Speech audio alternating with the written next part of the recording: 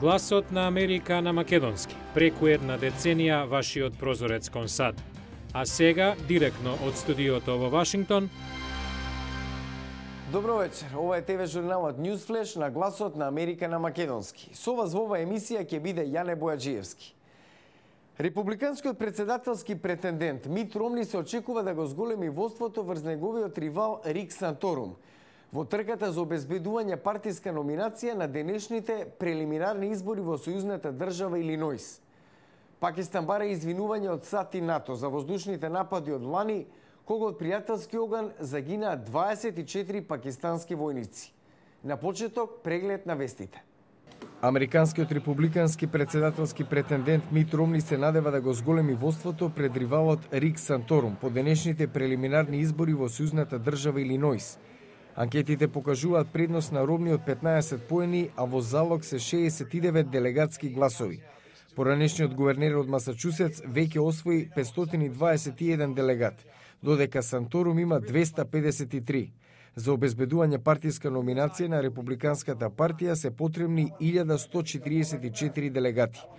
Русија најави дека ќе поддржи резолуцијата на Советот за безбедност на Обединетите нации со која се поддржува мировниот план за Сирија на специјалниот пратеник Кофи Анан. Но министерот за надворешни работи Сергеј Лавров рече дека Советот за безбедност треба да го разгледа предлогот како база за понатамошна работа на Анан за решавање на кризата, а не како ултиматум.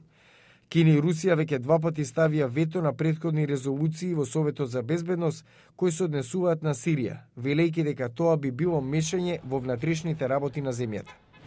Пакистанска парламентарна комисија бара безусловно извинување од НАТО и од САД за воздушните напади во кои лани загинаа 24 пакистански војници долж границата со Авганистан.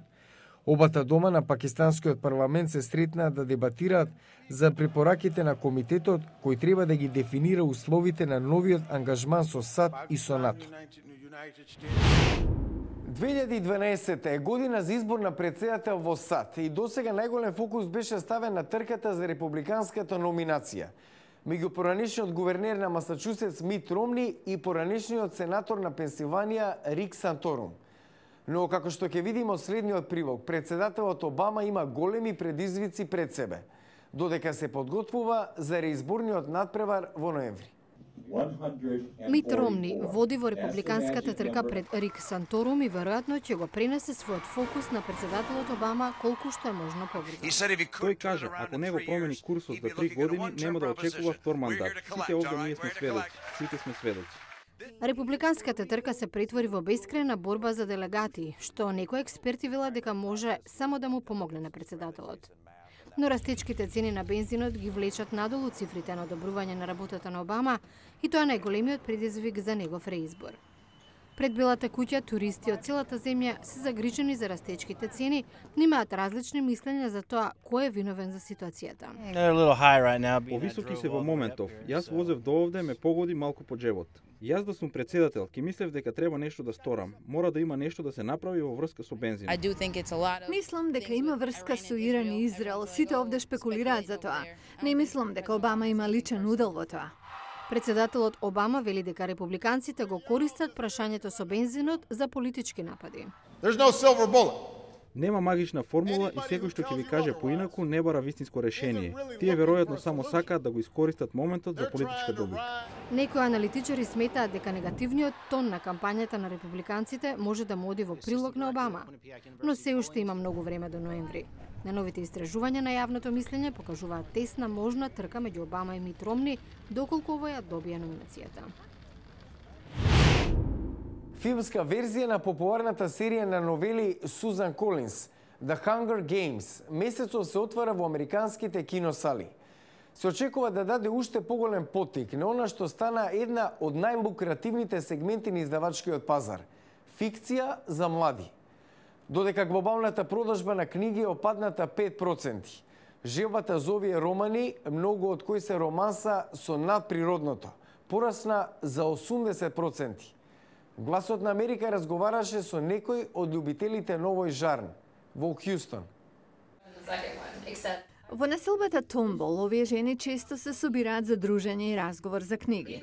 Кети Кларк вели многу од тие книги целат на тинејџерска публика, но привлекуваат и читатели како неа. Има навистина добри писатели на ваква литература и без оглед колку сте стари, надприродното привлекува. На околу 70 километри подалеку, во западен Хјустон, љубителите на надприродните романтични новели за млади неодамна ја преполнија книжарницата Blue Willow да се сретнат со четворица автори на турнеја спонзорирана од нивниот издавач Harper Collins. Синтија Хенд, авторка на 2 книги за Клара, тинејџерка со специјална моќ, вели дека ја нашла нишката што ја поврзува со љубителите. Ми се допаѓа идејата дека делиме иста приказна, дека знаеме исти луѓе. Кортни Алисон Мултон е авторка на книги полни со мечување и друга акција, зашто вели дека резонира кај многу машки читатели. Имав пријател кој мина 2 години во Афганистан, ја понесе мојата книга, ја даде на друг на читање, на друг таков тврд војник и нив ги возбуди акцијата во книгата. Квалитетот на надприродното го привлекла 25-годишниот Ексел Ирахита. Ве вади од нормалноста на вашиот живот, од рутината и кој не сака да се чувствува специјален.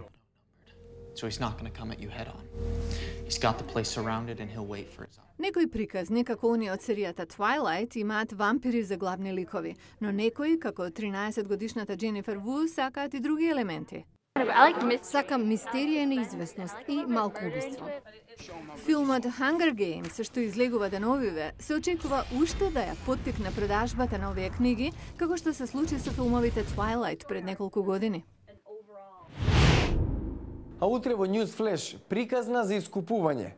Класика во театар за деца во сојузната држава Мериленд, раскажана во хип-хоп стил на меѓународната театарска сцена во Бетезда, неколку мили од главниот град на САД. Не пропуштајте утрешната емисија. Утре во News Flash, хип-хоп Пинокио, театарска представа за деца, хит во Вашингтон.